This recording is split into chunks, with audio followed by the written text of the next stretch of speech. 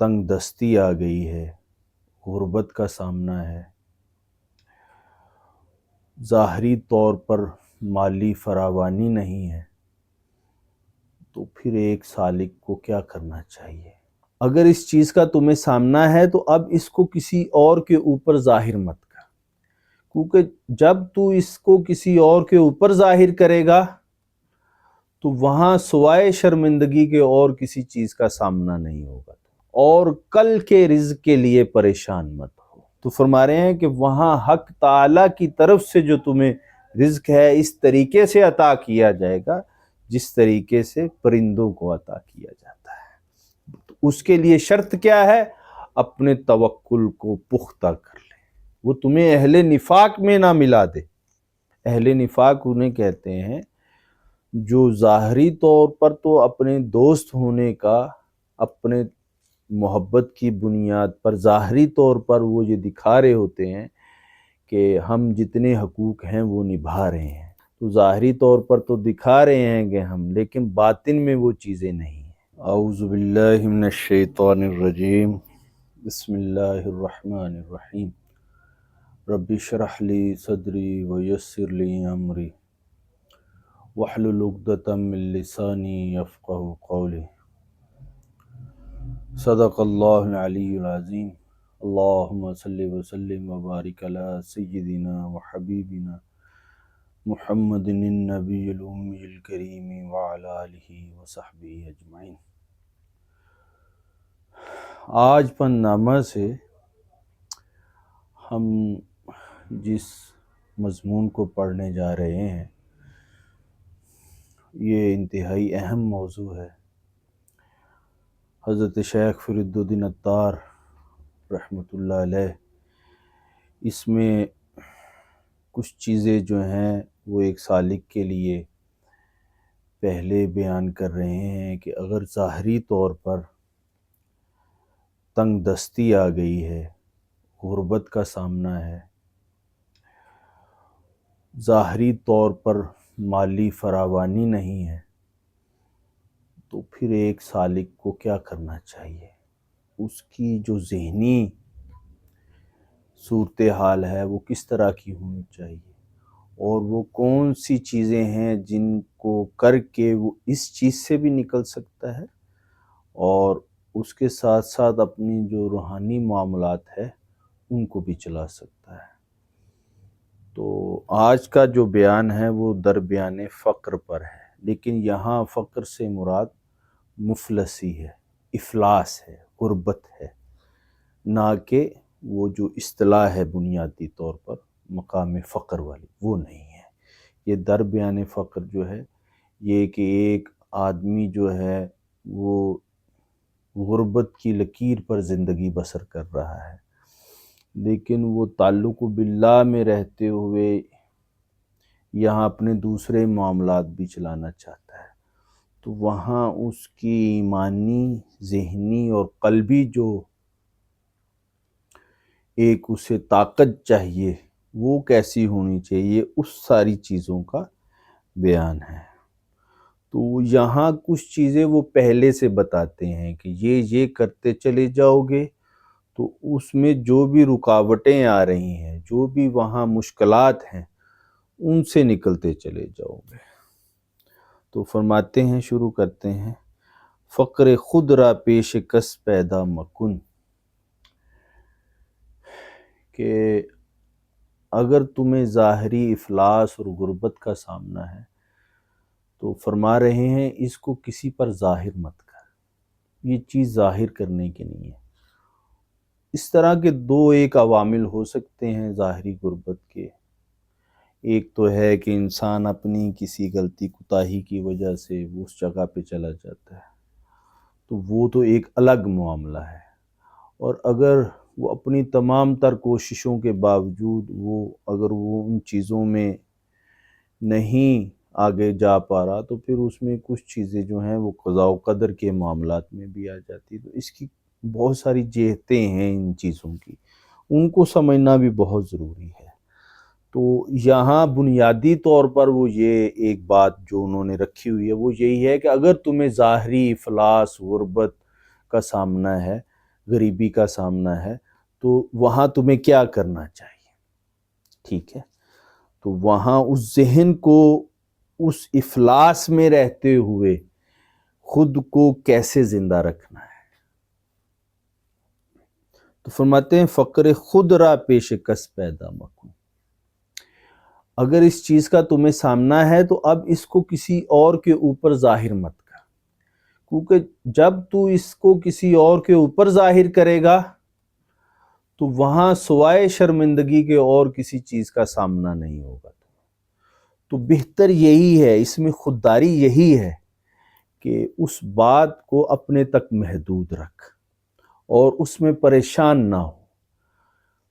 اور کیا کر؟ محنت امروز را فردا مکن. کوشش کرتا رہ، محنت کرتا رہ، لیکن کل کا جو رزق ہے، کل کیا ہوگا اس کے لیے پریشان مت ہو. آج جو ہے لمحے موجود میں جو محنت کرتا ہے وہ کرتا رہے.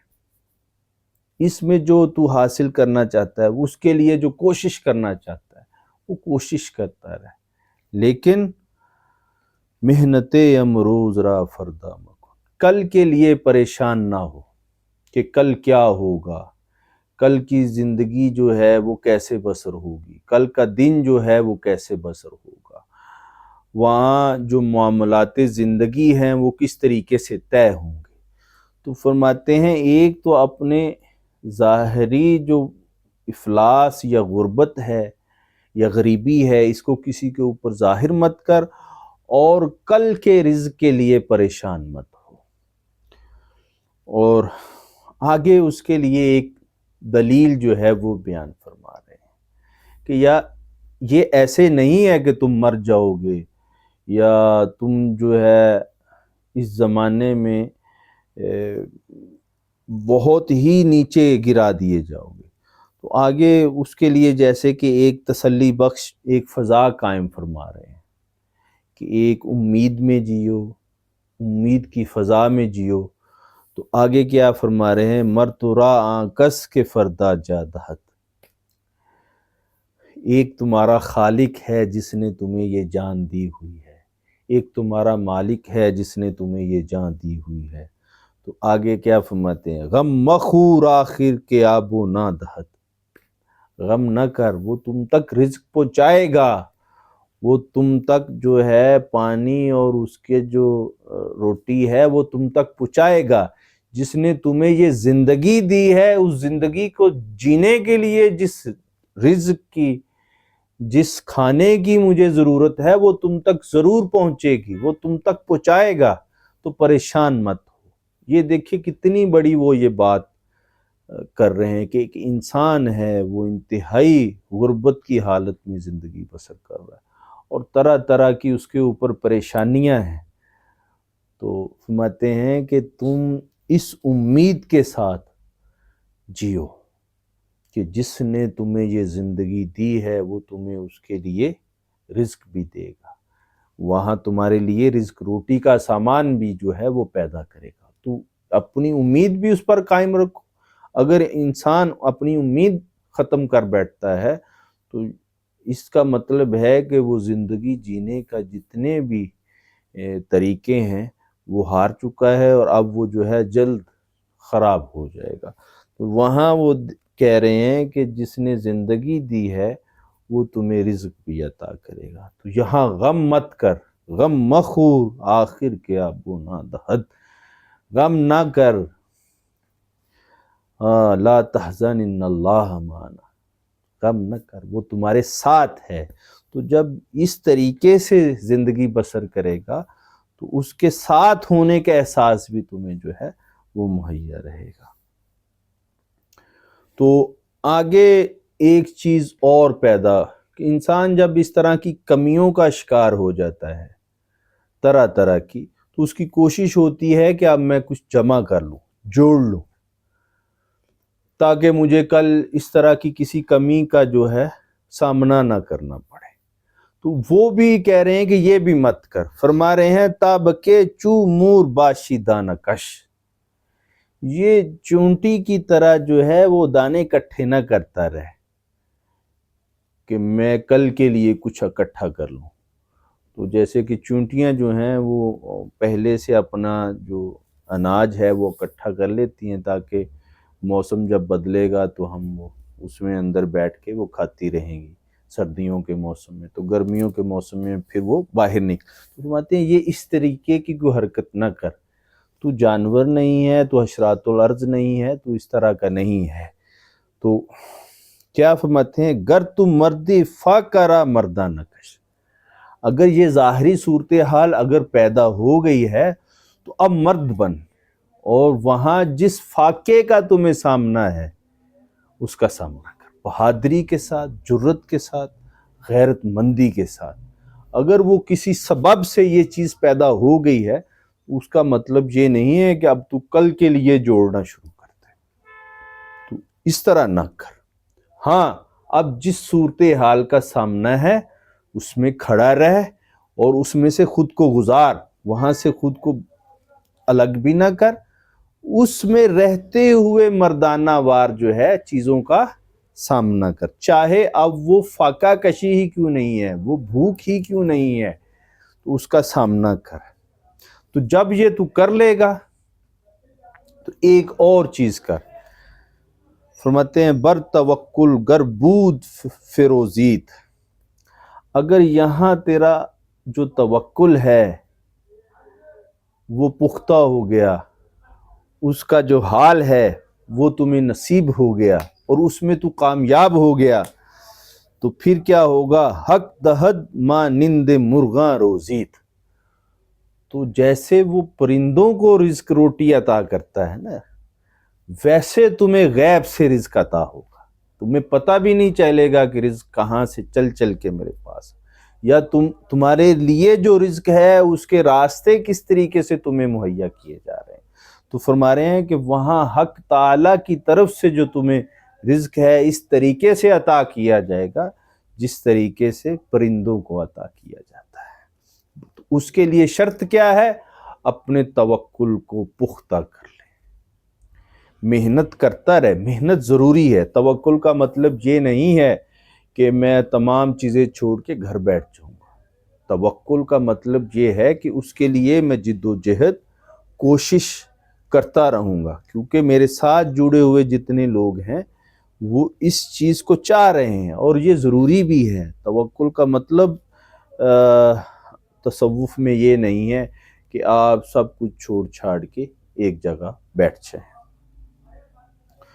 تو آپ فرماتے ہیں ایک تو اپنے توکل کو پختہ کر لے، اور دوسری اس کے ساتھ چیز کیا ہے؟ فرما رہے ہیں از خدا شاکر بود مرد فقیر. اللہ تعالیٰ کی ذات کا شکر ادا کرتا رہے، وہاں شاکر بھی بن جا. جو بھی اس کی طرف سے مل رہا ہے وہ نعمت جان کے، اس کی طرف سے فضل جان کا حاصل کرتا رہے. اور کیا فرماتے ہیں از خدا شاکر بود مرد فقیر. اگر تو صحیح مرد درویش ہے، فقیر ہے، تو پھر اس کی طرف سے جو بھی تمہیں مل رہا ہے اس پر راضی رہ. تو آگے کیا فرماتے ہیں گردہد کوتش لبے نانے فطیر. اگر وہ تمہیں روٹی کا ایک ٹکڑا بھی عطا کر رہا ہے تو اس پر خوش رہ. اس پہ یہ نہ سوچ کہ مجھے صرف ایک ٹکڑا ہی کیوں دیا گیا، یا ایک ٹکڑے میں میری جو زندگی ہے وہ کیسے. یہاں ایک ٹکڑے سے مراد یہ ہے کہ وہاں زندگی کو جینے کے لیے جتنا ایک ظاہری سامان چاہیے، اگر تمہیں وہ بھی وہ مہیا کر رہا ہے تو اس کی طرف سے اس کو نعمت جان، اس کا فضل جان، اس کا کرم جان، اور خوشی خوشی اس کو لے اور بے فکر ہو جا. بس شاکر بن جا اور متوکل بن جا. اور پھر یہاں ایک تنبیہ کر رہے ہیں اور وہاں ایک شرط لگا رہے ہیں خم مشو پیشے تو آنگر ہم چتاک. خم مشو پیشے تو آنگر ہم چتاک تا نگر دے جفت با اہل نفاق. تو فرماتے ہیں جو ظاہری مال و دولت رکھنے والا ہے، مالدار آدمی ہے، اس کے سامنے مت جھک. تاک کی طرح مت جھک. ٹھیک ہے. کیوں نہ جھک؟ تا نہ گردی جفت با اہل نفاق. وہ تمہیں اہل نفاق میں نہ ملا دے.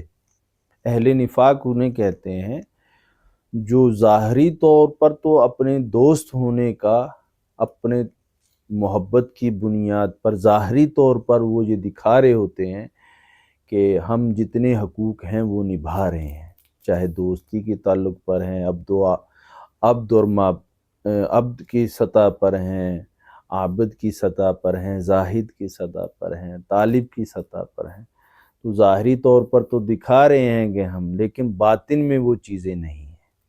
تو یہ نفاق ہے کہ ظاہری طور پر میں دکھا رہا ہوں کہ میرا تعلق بہت سچا ہے، لیکن باطنی طور پر میں اس کے الٹ کھڑا ہوا ہوں.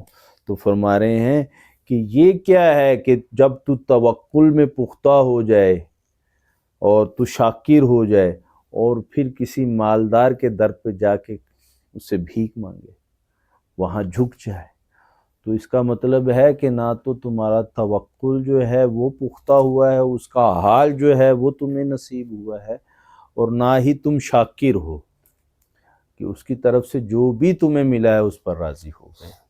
تو فرماتے ہیں کہ اس سے بچ، یہ چیز بچنے کی ہے.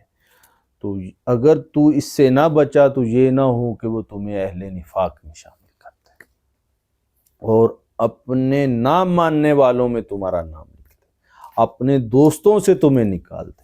اس سے بڑی ذلت کوئی نہیں ہے. پھر فرماتے ہیں مرد راہ نام و ننگ از خلق نیست. جو یہاں مرد راہ ہے، کامل و اکمل ہے، اس کے لیے جو مخلوق میں ظاہری مال و دولت رکھتے ہیں، ناموری رکھتے ہیں، شہرت رکھتے ہیں، تو وہ ان کے لیے ان کی کوئی حیثیت نہیں ہے. مرد راہ وہی ہے جو ان سب چیزوں کو چھوڑ کے آگے گزر جاتا ہے، اور اس طرح وہ ظاہری جو مال و دولت والے لوگ ہیں، شہرت حاصل کرنے والے لوگ ہیں، ان کی طرف وہ مائل نہیں ہوتے. اور دوسرا کیا ہے؟ نفرتش از جامہ ہے دلق نیست. اب جو بھی انہیں ظاہری لباس جو ہے میسر ہوتا ہے، چاہے وہ گدڑی کی صورت میں ہی کیوں نہ ہو. یہاں اس کے دو معنی ہیں. ایک تو وہ اصطلاحاً معنی ہے جو کہ صوفی روایت میں، لیکن اس کا دوسرا معنی ہے یہاں پر کہ اگر اسے پھٹے پرانے کپڑے بھی اگر وہ موجود ہیں تو اس کو پہننے میں وہ کیا ہے، وہ نفرت نہیں کرتا. کہ ایک چیز یہ بھی ہے. تو فرماتے ہیں کہ ایک تو اس طرف نہ بھاگ جو ظاہری مال و دولت رکھتے ہیں، شہرت رکھتے ہیں، اور اس میں تیسری چیز یہ ہے کہ وہ جو تو لباس پہن رہا ہے، جو بھی تمہیں مہیا ہے، اس میں نفرت نہ کر. اور پھر فرماتے ہیں ہر کے راہ ذوق نیک و نامی بود. جہاں جو بھی ظاہری شہرت کا ذوق رکھتا ہے، شوق رکھتا ہے، تو کیا ہے؟ خاص مشمارش کے او عامی بود. وہ خاص نہیں ہے، وہ عام ہے، کیونکہ وہ ایک اپنے اندر مادی چیز کو حاصل کرنے کی کوشش میں لگا ہوا ہے، تو جس کی وجہ سے وہ اپنے نفس میں پھنسا ہوا ہے.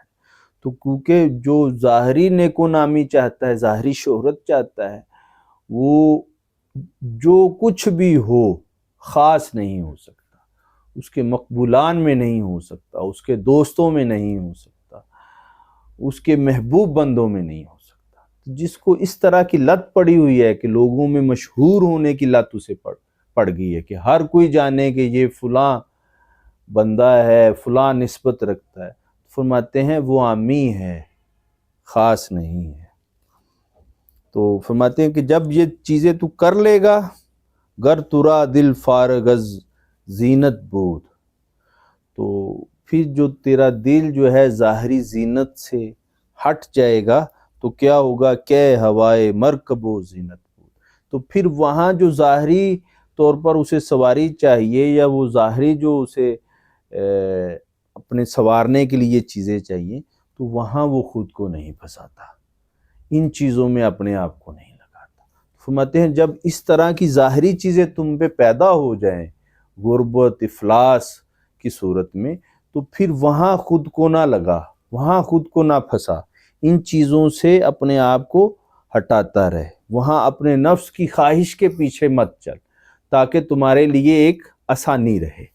اور آخر میں فرماتے ہیں کہ جب تو ان چیزوں پر عمل کرتا اس حد تک آ جائے گا کہ اب کیا ہے روئے دل چوں از ہوا برتافتے، کہ تمہارے دل کا چہرہ جو ہے وہ اس سے پھر گیا ہے ان چیزوں سے، وہاں جو خواہشات نفس تھی اس سے چہرہ دل جو ہے وہ ہٹ گیا ہے، پھر گیا ہے، اور وہاں جو ہے تمہاری تکمیل ہو گئی ہے، وہاں چیزوں کو جاننے کی جو صلاحیت ہے وہ پختہ ہو گئی ہے، چاہے حالات جیسے بھی تھے، وہاں اللہ کا فضل تو نے حاصل کر لیا، کس چیز کو کرتے ہوئے؟